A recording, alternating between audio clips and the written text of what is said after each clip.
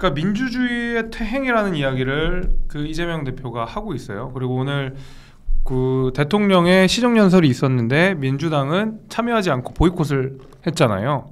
근데 저는 한편으로 이제 그런 생각이 들어요. 뭐 민주당의 얘기를 들어보면 결국 뭐 국회 사과 안 했다, 뭐 이 새끼 저 새끼 발언한 거 사과 안 했다가 첫 번째 뭐 한 달 전 얘기를 갖고 얘기하면 이게 앞뒤가 안 맞는 게 팻말을 보면 이재명 대표를 향한 수사를 가지고 보이콧을 하면 이상하잖아요. 그러니까요. 어색하니까 한 달 전에 있었던 얘기를 갖고 얘기를 하는데 아니 이미 시정연설에 대해서 대통령 시정연설 날짜를 여야가 합의했단 말입니다. 그러니까요. 그러면 갑자기 합의해놓고서는 지났던 걸 꺼내서 사과라는 건 자기들도 머쓱하지. 말이 앞뒤가 안 맞는 거고 민주당한테 계속 얘기를 하게 되는 건 둘 중에 하나만 해야 돼요. 둘 중에 하나만. 자꾸 이 XX 갖고 사과하라고 얘기하지 않습니까? 근데 자기들은 민주당 홈페이지에다가 뭐라고 해놨냐면 바이든이 라고 올려놔요. 민주당 홈페이지에 대통령이. 그럼 바이든이라고 얘기를 하게 되면 우리 국회에 대한 비속어가 아니라 미국 의회를 얘기했다는 게 MBC 주장이고 민주당도 그렇게 얘기하는 건 아닙니까? 근데 쓰기는 바이든이라고 계속 얘기를 해놓고 우리 국회를 향해서 사과하라 그러고. 그러니까 앞뒤가 안 맞는 모순적인 얘기를 하게 되는데 한 달도 지난 얘기들을 갖고 지금 끄집어서 이 얘기를 할 만큼 민주당도 뭔가 이재명 대표를 향해서 정치적으로 이 문제 끌고 가기에는 매우 석연치 않기 때문에 지금 약간 스텝이 좀 꼬인 것 같다는 생각이 듭니다. 아니 두 번째는 더 웃긴 거예요. 종북 주사파라고 이야기했다. 민주당이랑 협치의 생각이 없는 것 같다고 얘기했는데 우리가 그 자리에 있었잖아요, 형님. 그때 제 맥락을 저번 주에도 말씀을 드렸지만 진보도 좌파도 우리 협치의 대상이다. 민주당도 협치의 대상인데 종북 주사파는 아니다. 라고 이야기를 했거든요. 윤석열 대통령이. 근데 그 민주당이 지금 얘기는 종북 주사파라고 얘기했기 때문에 보이콧을 한다는 거예요. 그건 본인 스스로가 그런 내용도 있습니까? 아니 뭐 그렇더라고요. 그래서 아니 대통령이 아니라고 했는데 뭘 갑자기 또 종북 주사파를 끌고 와가지고 보이콧을 해요. 그래서 그러니까 형님 이야기하신 대로 실제로는 여러 가지 이유들 명분을 갖다 댔지만 결국에는 이재명 대표에 대한 수사를 우리가 못 받아들이겠다.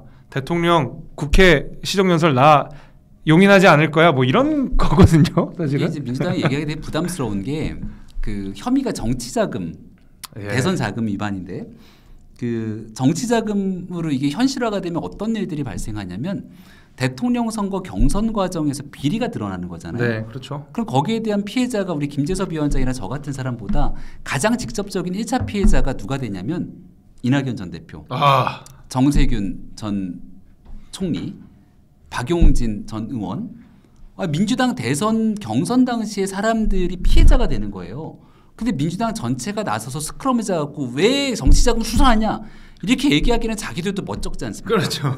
그러니까 괜히 엉뚱하게 지냈던 거 막 끄집어 갖고선 얘기를 하게 되는데 아무튼 뭐 상대 정당에 대한 워낙 좀 어렵게 놓여져 있는 터라 저도 방송 나가서 좀 그러니까 세게 얘기하기가 좀 못합니다. 아무튼 수사는 수사대로 진행이 될 거고 진실이 밝혀지는 순간이 오게 될 텐데 민주당이 아무튼 잘 대응했으면 좋겠다는 생각이 듭니다. 네, 여하튼 근데 제가 찾아보니까 국회법 84조에는 그 국회에서 대통령이 시정연설을 하게 되면 듣게 되어 있는 의무조항이 하나 있더라고요.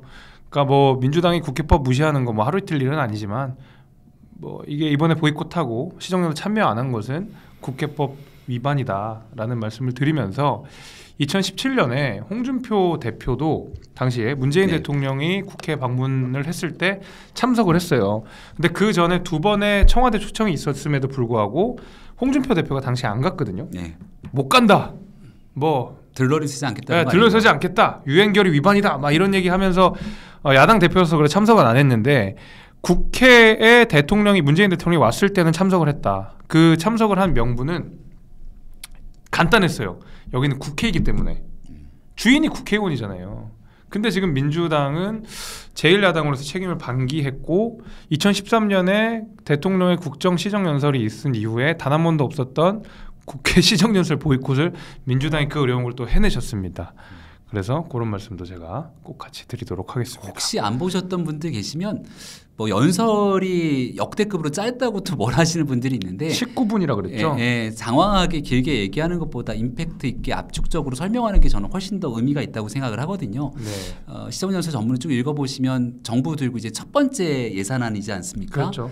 그래서 나라가 좀 어려운 상태 속에서 어떻게 예산안들을 짰는지를 설명하게 되는 자리였고 그 내용에 보면 약자 복지라는 얘기가 저는 눈에 제일 많이 들어옵니다. 경제적으로 어려운 상황에 놓여져 있게 되면 양극화가 훨씬 심화될 수밖에 없고 결국 정부나 이런 국가로부터 도움이 필요한 분들이 있기 때문에 그분들을 위해서 촘촘하게 복지망을 짜게 되는 여러 예산들이 있게 되는데 좀 잘 살펴봤으면 좋겠고요. 우리 김재섭 위원장 지역 같은 경우는 창동역 중심의 지역구잖아요. 맞아요. 거기 싹 다 재건축 지역이고 요즘 뉴스만 보면은 창동역 눈물 막 이런 얘기들 많이 있는데 부동산 때문에 걱정들 많으실 텐데 네. 여기에 대해서도 뭐 사실 그렇습니다. 부동산이 막 화랑으로 타오르게 되면 그렇게 수많은 재건축 단지들이 있더라도 재건축 쉽게 허가를 풀어주기가 좀 어려워요. 그렇죠. 부동산 투기 문제들이 있고. 맞아요. 근데 이제 재건축을 비롯해서 부동산 경기가 조금 꺾여가는 상황이 오게 되면 오히려 이제 규제 완화라든지 또 부동산 시장 활성화를 위한 조치들이 있게 될 건데 눈에 확 들어오는 단어 없었습니까? 도봉구 입장에서는 눈에 확 들어올 만한.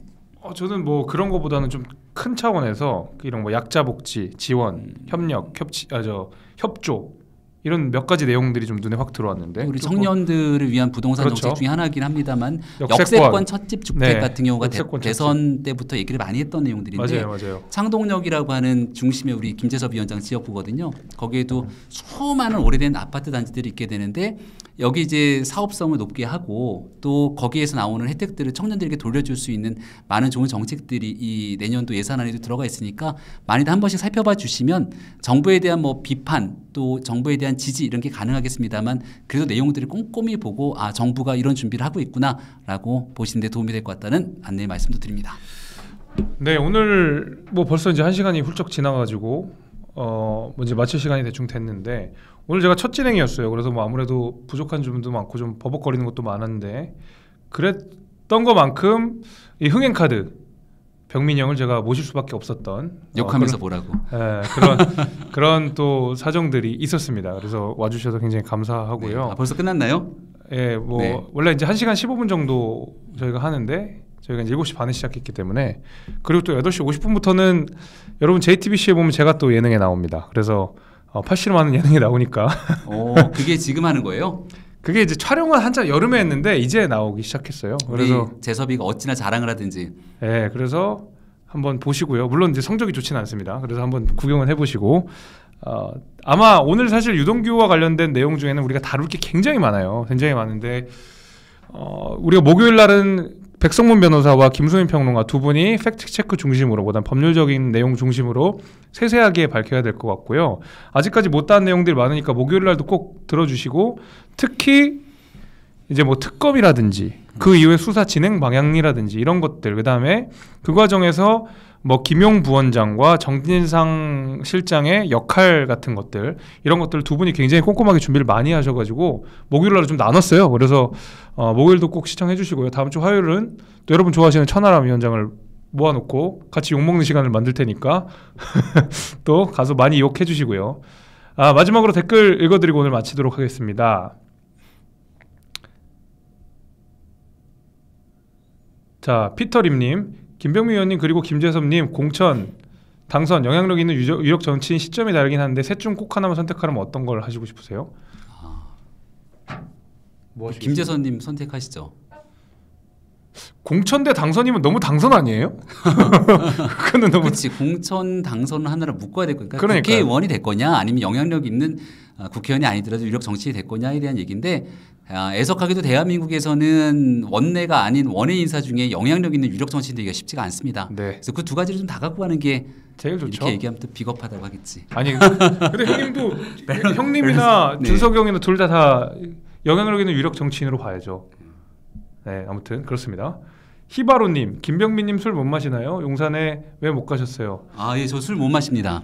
한동훈 장관 술 못 마시는데 내각에서 열심히 일하고 계시던데. 네.